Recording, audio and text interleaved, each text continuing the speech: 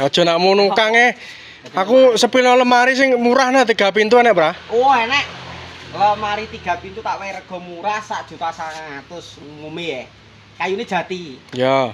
Lho, tak sing jero ni. Kaya apa to barange? Lho.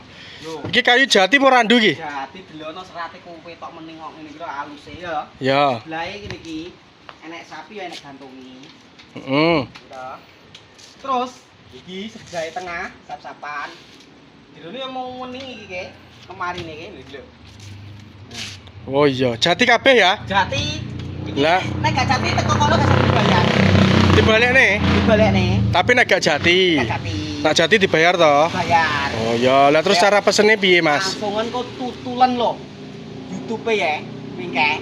Enek nomor WA-ne? Enek ning kono wisan. Oh iya. Kan langsung ya. Gak songkir seluruh Jawa Timur, Jawa Tengah. Terima kasih. Oh iya.